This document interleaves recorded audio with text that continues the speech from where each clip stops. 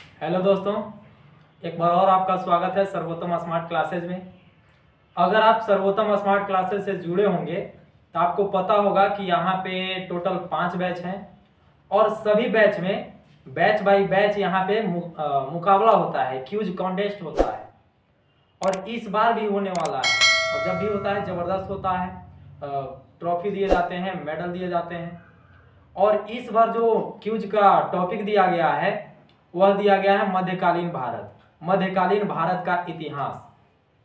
अब बहुत सारे स्टूडेंट का रिक्वेस्ट आ रहा था कि सर आप बना दीजिए, वीडियो बना दीजिए। सर भी बोले कि चलिए आप बना ही दीजिए, फिर दोनों का फायदा हो जाएगा। जो टॉपिक मिला है बुक से वो भी पढ़ लेंगे और आपका वीडियो भी देख लेंगे तो और समझ में आ जाएगा। तो हम भी मान गए, चलिए आज से सर के कहने पे और बच्चों के कहने पे आज से बनाते हैं हम लोग मध्यकालीन भारत का इतिहास।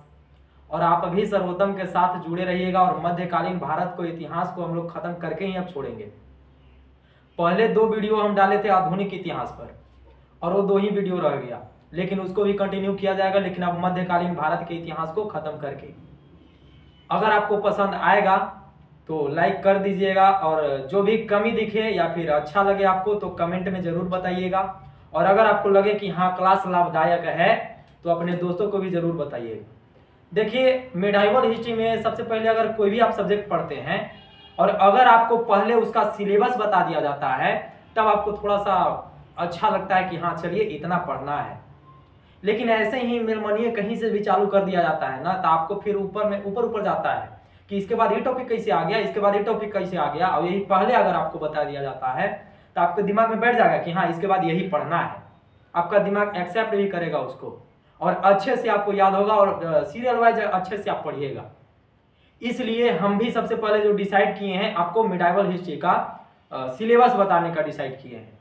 मेडाइवल हिस्ट्री में हम लोग पढ़ेंगे क्या, 1 से 2 महीना के अंदर में आपको मेडाइवल हिस्ट्री खत्म हो जाएगा। और देखिए दोस्तों, मैं आपको ऊपर नहीं पढ़ाऊंगा, कोई भी यूट्यूब पे मिला लीजिएगा। यूट्यूब पे आपको जो पढ़ाएं पहले उनसे तो थोड़ा सा आगे ही रहेगा और मैं आपको एकदम देहाती लैंग्वेज में आपको एकदम गहराई से समझाऊंगा अच्छे से। मेरा पूरा प्रयास रहेगा कि मैं आपको पूरे तरह से समझा दूं। हम भी एक स्टूडेंट हैं और हम भी जानते हैं कि बच्चा को कहाँ दिक्कत होता है, लेकिन जो टीचर होते हैं वे अच्छे टीचर वही होते हैं जो स्टूडेंट के माने गहराई से देखे कि क्या दिक्कत है और ये दिक्कत को देखते हुए समझाएं।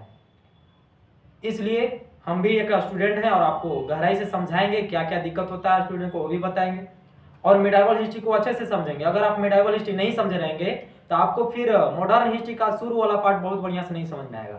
भले आप रट के समझ लेंगे, लेकिन अच्छे से कॉन्सेप्ट अगर आपको विकास करना है तो आपको मेडाइवल हिस्ट्री पढ़ना ही है। अब देखिए मेडाइवल हिस्ट्री में हम लोग पढ़ेंगे क्या क्या। तो मेडाइवल हिस्ट्री 1000 से 1200 साल का एक काल है जिसमें पूरे तरह से मुस्लिमों का यहाँ पे एकदम आधिपत्य रहा। मध्यकालीन भारत का इतिहास को अगर आप मुस्लिमों का इतिहास कहें, मुस्लिम शासकों का इतिहास कहें तो कोई गलत यहाँ पे बात नहीं होगा, क्योंकि मध्यकालीन इतिहास का शुरुआत ही यहाँ पे मुस्लिम आक्रमण से होता है और अंत भी मुस्लिम आक्रमण के पतन से होता है। अब देखिए कहां से हम लोग शुरू करेंगे। अभी मैंने आपको बताया कि मुस्लिमों का इतिहास ये पूरा है और मुस्लिम धर्म यानी कि इस्लाम धर्म के बारे में नहीं पढ़ेंगे तो ये फिर अन्याय हो जाएगा। इस सिलेबस के साथ फिर आप अन्याय कर रहे हैं।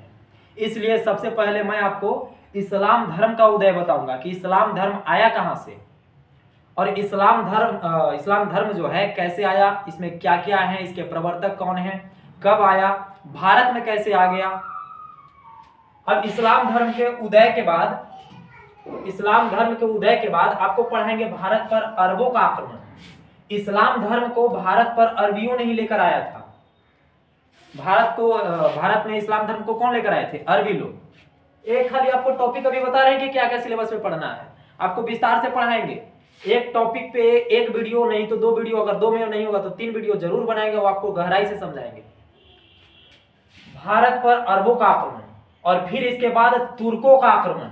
आप बहुत सुने होंगे कि इसके बाद ये शासक, इसके बाद ये शासक, कभी आप सुने होंगे कि गौरी है तो कभी गजनवी है तो कभी सिकंदर है तो कभी वो है सिकंदर, तो शायद सिकंदर है प्राचीन इतिहास का।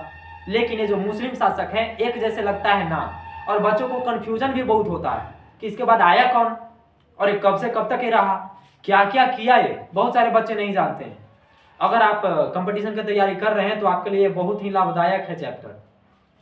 ये बने रहिएगा हमारे चैनल के साथ। और अगर आपको लगे कि हम लोग मेहनत किए हैं तो कमेंट लाइक शेयर जरूर कीजिएगा। पिछले वीडियो में जो भी पीपीटी बनता था या लिखाता था सर जी लिखते थे, तो हमको तो लगता था कि मेहनत नहीं लगता है और वीडियो बना देते थे, लेकिन आज हमको बनाना पड़ा। आज हमको एक वीडियो में कंटेंट बनाने में हमको 1.5 घंटा लगा। आज हमको समझ में आया कि कितना मेहनत लगता है। अगर आपको लगता है कि हाँ हम लोग मेहनत किए हैं तो जरूर लाइक कीजिएगा, इससे हौसला अफजाई होता है। आप भी ऐसा काम कीजिएगा तो आपको भी हौसला की जरूरत होगा, ऐसा समझिएगा और लाइक कीजिएगा। आइए अगला टॉपिक क्या पढ़ेंगे, भारत पर तुर्कों का आक्रमण। पहले पढ़ेंगे अरबों का और फिर तुर्कों का। इसके बाद जो टॉपिक रहेगा वो रहेगा दिल्ली सल्तनत। इसके बाद यहाँ पे दिल्ली सल्तनत का स्थापना होता है 1206 से। देखिए हम तो ये बताना ही आपको भूल गए कि मध्यकालीन इतिहास है कब से कब तक। तो मध्यकालीन जो यहाँ पे देखिए मध्यकालीन भारत का इतिहास, या फिर एक और नाम यहाँ पे लिखे हैं संघर्षरत भारत। संघर्षरत भारत क्या क्यों लिखे यहाँ पे हम मध्यकालीन भारत के इतिहास को? मध्यकालीन भारत के इतिहास अगर आप गहराई से पढ़ेंगे तो आप देखेंगे कि कभी भी यहाँ पे शांति नाम का कोई चीज नहीं है। कभी ये शासक इसको मार दिया था, कभी इसको काट दिया, कभी इसको गाड़ दिया था, कभी इसको मार के भगा दिया, कभी इसको देश निकाला दे दिया। कभी यहाँ पे शांति नहीं देखेंगे, हमेशा संघर्ष चालू देखेंगे इसको। जब से शुरुआत हुआ मेडाइवल का और अंत हुआ तब तक आप देखेंगे कि एकदम संघर्ष ही पूरा भारत कर रहा है। पूरा यहाँ का शासक सब लड़ ही रहा है, लड़ ही में है, सब अपने सत्ता को कब्जाने में लगा हुआ है। इसलिए इसका एक और नाम पड़ता है संघर्षरत भारत, यानी कि संघर्ष करता हुआ भारत। ये पूरा मेडाइवल काल जो है, मेडाइवल हिस्ट्री है, ये पूरा संघर्षरत भारत है। इसलिए मध्यकालीन भारत के बगल में हम संघर्षरत भारत लिखे हैं। संघर्षरत भारत का शुरुआत होता है 712 ईस्वी से। कब से होता है शुरुआत?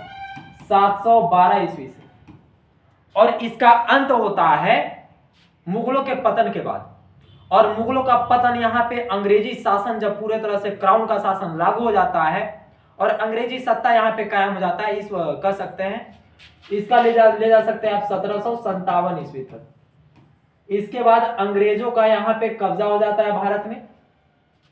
लगभग 18वीं शताब्दी के उत्तरार्ध तक माना जाता है। और 18वीं शताब्दी 1700 से 1800 अब इसके उत्तरार्ध यानी कि आधा के बाद, तो आधा के बाद तो यही है भाई 1757 और 1764 दो युद्ध हुआ और इसके बाद ही अंग्रेज यहाँ पे पूरा आधिपत्य जमा लिया। और इस टाइम तक ही जो पीरियड है उसी को कहा जाता है मध्यकालीन भारत का इतिहास। और यहाँ से फिर चालू होता है आधुनिक इतिहास। तो 712 ईस्वी से लेकर 1757 ईस्वी के इतिहास को हम लोग मध्यकालीन भारत के इतिहास में पढ़ेंगे। और 712 ईस्वी में ही भारत पर अरबों का आक्रमण हुआ था। ये तो हम लोग इंट्रोडक्शन करेंगे इस्लाम धर्म के बारे में, गहराई से जानेंगे थोड़ा सा इस्लाम धर्म है क्या। आज जितना भी आतंकवादी के नाम सुन रहे होंगे ज्यादातर आप इस्लाम धर्म के ही सुन रहे होंगे और ज्यादातर पाकिस्तान के। तो क्या इस्लाम धर्म इतना खराब है कि यहाँ आतंकवादी पैदा करता है हमेशा? इस्लाम धर्म खराब है क्या? धर्म खराब होता है? तो इसके बारे में जानेंगे कि इस्लाम धर्म सही में खराब है या फिर ऐसे ही लोग यहाँ पे खराब कर रहे हैं। कोई भी धर्म खराब नहीं होता है। देखिए अरबों का आक्रमण 712 ईस्वी में कौन किया था, कहां से किया था, इसका कारण क्या था, ये सब पढ़ेंगे। फिर तुर्कों का आक्रमण। तो मध्यकालीन भारत का इतिहास 712 ईस्वी से लेकर 1757 ईस्वी तक चलेगा। अब देखिए दिल्ली सल्तनत कब से कब तक चलेगा? तो दिल्ली सल्तनत 1206 ईस्वी से लेकर 1526 ईस्वी तक चलेगा। और इसमें टोटल इतने सारे वंश हम लोग पढ़ेंगे। टोटल देखिए 1 2 3 4 5 वंश पढ़ेंगे। आपको लग रहा होगा कि ये 5 वंश ठीक है, लेकिन गुलाम वंश पहला देखिए, पहला गुलाम वंश। और इसमें 1 2 नहीं 11 शासक हुए। और ये सारे शासक से आपको पूछा जाता है क्वेश्चन कि कौन शासक कब से कब तक रहा और किया कोची भाई, आप बताइए, आप पढ़े हैं तो। गुलाम वंश इसका कितने शासक? 11 शासक। गुलाम वंश का जो कार्यकाल है वह है 1206 ईस्वी से लेकर 1290 ईस्वी तक, यानी 84 साल यह पूरा शासन किया है और 11 गो शासक मिलकर किया है। और इसी को क्या कहते हैं? गुलाम वंश। इसके बारे में विस्तार से 11 शासक के बारे में आपको पढ़ाएंगे। 11 शासक कौन कौन था, क्या क्या किया, कब से कब तक रहा। उसके बाद जो आएगा वंश वह है खिलजी वंश, 1290 से लेकर 1320, यह भी 30 साल रहा। इसमें 5 शासक हुए। पांचों शासक शासन नहीं शासक, पांचों शासक के बारे में पढ़ेंगे हम लोग। पांचों शासक के बारे में पढ़ेंगे कौन कौन आए थे। उसके बाद पढ़ेंगे तुगलक वंश 1320 से 1414 ईस्वी तक, इसमें 9 शासक कौन कौन थे ये भी पढ़ेंगे। फिर पढ़ेंगे सैयद वंश 1414 से 1451 तक, 4 शासक। फिर लोधी वंश 1451 से 1526 ईस्वी तक। फिर इनका अंत क्यों हो जा रहा है, खत्म कैसे हो जा रहे हैं। फिर इसमें 3 शासक थे, कौन कौन थे, क्या कारण हुआ कि ये लोधी वंश खत्म हो गया। फिर इतना टॉपिक पढ़ने के बाद पढ़ेंगे कि दिल्ली सल्तनत जो था इतना साल तक रहा, लगभग 326 साल तक। तो 326 साल में इसका प्रशासनिक व्यवस्था कैसा था, आर्थिक व्यवस्था कैसा था, सामाजिक एवं सांस्कृतिक व्यवस्था कैसा था दिल्ली सल्तनत का, इससे भी सवाल पूछा जाता है। तो ये सब हम लोग पढ़ेंगे। और दिल्ली सल्तनत के बाद हम लोग पढ़ेंगे सूफी आंदोलन। देखिए दिल्ली सल्तनत के बाद आपको हमेशा वीडियो मिलेगा मुगल काल का, मुगल साम्राज्य का, लेकिन मुगल साम्राज्य आपको नहीं समझ में आएगा डायरेक्ट अगर आप ये सब नहीं पढ़ेंगे तब। मुगल साम्राज्य के पहले आपको सूफी आंदोलन, भक्ति आंदोलन, विजयनगर साम्राज्य, ये सब जो छोटे मोटे साम्राज्य उत्पन्न हो रहे थे उनके बारे में आपको जानना जरूरी है। अगर आप नहीं जानते हैं तो आपको आगे कुछ नहीं समझ में आने वाला है, आप सिर्फ रटंतु बन जाइएगा, रटंतु तोता। और इसी में तो कोई को नौकरी नहीं मिलता है। नौकरी किनको मिलेगा भाई, जो समझ के पढ़े रहेगा, गहराई से पढ़ेगा, उसी को नहीं मिलेगा। कि जो रट लेगा सिर्फ गहराई में नहीं जाएगा उसको मिल जाएगा। ऐसे तो पूरा भारतीय नौकरी कर लगता। तो इस अभी जो दौर चल रहा है, कंपटीशन का दौर है, जितना अच्छा गहराई से पढ़ेंगे, जितना कॉन्सेप्ट विकसित करके पढ़ेंगे उतना ही आपके लिए लाभदायक होगा। और कॉन्सेप्ट विकसित करने में सर्वोत्तम का अहम भूमिका रहेगा यहाँ पे। इसके साथ हमेशा जुड़े रहिएगा अगर आपको भविष्य बनाना है तब। देखिए अगर हम आगे क्या पढ़ेंगे दिल्ली सल्तनत के बाद, तो अगला पढ़ेंगे हम लोग सूफी आंदोलन। सूफी क्या है भाई इसके बारे में जानेंगे। शिया क्या है, सुन्नी क्या है, सूफी क्या है, ये सब क्या है, इन सब के बारे में जानेंगे। फिर चिश्ती सिलसिला क्या है, सुहरावर्दी सिलसिला क्या है, सुहरावर्दी सिलसिला क्या है, सिलसिला क्या होता है, कादरी सिलसिला क्या है, सतारी सिलसिला क्या है, फिरदौसी सिलसिला क्या है, नक्शबंदी, नक्शबंदी ना सोच लीजिएगा, नक्शबंदी है यहाँ पे, नक्शबंदी सिलसिला क्या है, इन सब के बारे में जानेंगे। लेकिन अगर आप बने रहिएगा तब। यहाँ देखिए आगे आगे जानेंगे हम लोग भक्ति आंदोलन के बारे में। सूफी आंदोलन के साथ साथ यहाँ पे भक्ति आंदोलन चालू होता है, और उसमें आप देखिएगा कि अलवर शाखा होता है, नैनार शाखा होता है, सब उत्पत्ति। फिर यहीं पे सगुण भक्ति शाखा और निर्गुण भक्ति शाखा, ये सब उत्पन्न होते हैं। इन सब के बारे में गहराई से पढ़ेंगे। इसके बाद हम लोग पढ़ेंगे उस समय कुछ छोटे मोटे राज थे, वे सब अपने आप को स्वतंत्र घोषित करने लगे थे, और छोटे मोटे राजा अपने प्रांत बना के अलग होने लगे थे। उन सब के बारे में पढ़ेंगे। और उसमें पहले बहमनी साम्राज्य, बरार साम्राज्य, अहमदनगर, बीदर, बीजापुर, बीजापुर के नाम तो आप सुने होंगे, खानदेश, गोलकुंडा, मालवा, उड़ीसा, बंगाल, जौनपुर, मेवाड़, मेवाड़ 2 बार हो गया, मारवाड़, कश्मीर, इन सब के बारे में पढ़ेंगे। ये सब क्या है, इनके राजा कौन कौन थे, इनसे पूछा जाता है भाई, इनसे पूछा जाता है। अगर आप ये सब नहीं पढ़ेंगे तो आपको मॉडर्न बढ़िया से नहीं समझ में आने वाला है, और मुगल काल नहीं आएगा, एकदम पक्का नहीं समझ में आएगा। रट के मर जाइएगा, रट के सड़ जाइएगा, नहीं समझ में आएगा। अगर आपको एकदम लगता है कि हम कहानी जैसा एकदम बक दें इतिहास को, तो आपको शुरू से लेकर अंत तक गहराई से पढ़ना पड़ेगा कि कौन क्या किया, कब आया, क्यों आया। कारण तो होता है, दुनिया में कोई भी चीज हो घटित हो उसका कारण होता है, क्यों आया। अगर मोहम्मद बिन कासिम यहाँ पे आक्रमण किया तो क्यों किया, क्या कारण रहा होगा, क्या कारण रहा होगा, ये सब जानेंगे हम लोग। आगे देखिए विजयनगर साम्राज्य। विजयनगर साम्राज्य क्या था, इसका स्थापना हरिहर बुक का क्यों किए भाई, कौन कौन किए, सब जानेंगे। अभी उतना गहराई में नहीं जाएंगे, आपको सिर्फ टॉपिक बता रहे हैं कि क्या क्या पढ़ना है। विजयनगर साम्राज्य है, इसका सामाजिक व्यवस्था कैसा था, इसमें क्या क्या पढ़ेंगे। इसका सामाजिक व्यवस्था कैसा था, आर्थिक व्यवस्था कैसा था, सांस्कृतिक व्यवस्था कैसा था, ये सब पढ़ेंगे हम लोग। कि विजयनगर साम्राज्य है, इसका स्थापना कौन किया था, वो कहां किया था, इतना जानने से आपको कुछ नहीं होने वाला है। आप जब BASSC ये जो नया पैटर्न आया उसके सिलेबस पे आधारित ये सब सिलेबस है, आपको पढ़ना है। और BASSC का जो नौकरी है वो जरूर लेना है आपको, और वो नौकरी लेना है तो आपको ये सब पढ़ ही पड़ेगा। देखिए ध्यान दीजिएगा, यहाँ विजयनगर साम्राज्य के बाद फिर पढ़ेंगे हम लोग, हाँ अब पढ़ना है क्या, मुगल साम्राज्य पढ़ना है। और मुगल साम्राज्य में सबसे पहले पढ़ना है बाबर के बारे में, जो 1526 से लेके 1530 तक राजा बना। शासक रहा यहाँ का। फिर हुमायूं 1530 से लेकर 1556, 1530 से 1556, लेकिन शेर शाह सूरी 1540 से 1545। अब यहाँ पे आप गड़बड़ा रहे होंगे कि 15 से 30 से 1556 तक यही था, तो 40 से 45 के बीचों में ही कहां से आ गया? फिर अकबर यहाँ पे 56 से 1605 में कैसे आ गया? 56 से तो फिर अकबर के आना चाहिए था 1605 तक, ये बीचों में कहां से टपक गया? तो ये कहां से टपका आपको वीडियो में हम बताएंगे टपका के, तब तो देखिएगा वीडियो तब। तो जहांगीर फिर है 1605 से 1627, फिर शाहजहां 1627 से 1658, और फिर औरंगजेब 1658 से 1707। अब इसके बाद है उत्तर मुगल साम्राज्य। मुगल साम्राज्य के बाद का जो मुगल साम्राज्य है, उत्तर माने बाद का मुगल साम्राज्य, और उसमें जो प्रथम शासक है बहादुर शाह प्रथम। देखिए उत्तर मुगल साम्राज्य जो है इसका प्रथम राजा देखिएगा, शासक देखिएगा तो बहादुर शाह प्रथम, और अंतिम देखिएगा तो बहादुर शाह द्वितीय। इसी को बहादुर शाह जफर भी कहते हैं, बहादुर शाह द्वितीय। तो बहादुर शाह प्रथम से चालू हुआ और बहादुर शाह द्वितीय पे खत्म हो गया। लेकिन बीचों में भी तो है, हाँ बीचों में कौन कौन है? जहांदार शाह है 1712 से लेकर 1713 ईस्वी तक। इस सब में गैप ना छोड़ो, यहाँ पे छूट गया है। पहला बार पीपीटी तैयार किए हैं अपना हाथ से, इतना गलती दिखाई देता है, इसमें ज्यादा ध्यान मत लगाइएगा। ध्यान दीजिए यहाँ फर्रुख सियर 1713 से 1719, इसके वजह से ही पूरा अंग्रेज यहाँ पे एकदम बंगाल में अपना पैर पसार लिया था, बैठे के जगह दिया और पूरा ये सब चदरे पसार लिया यहाँ पे। ऐसा का हुआ था, ये का किया था, ये सब आप नहीं पढ़िएगा इस सब के बारे में तो अंग्रेजों बढ़िया से नहीं समझ में आएगा। खाली आप रट लीजिएगा कि चंपारण सत्याग्रह था, इसे नहीं ना होगा।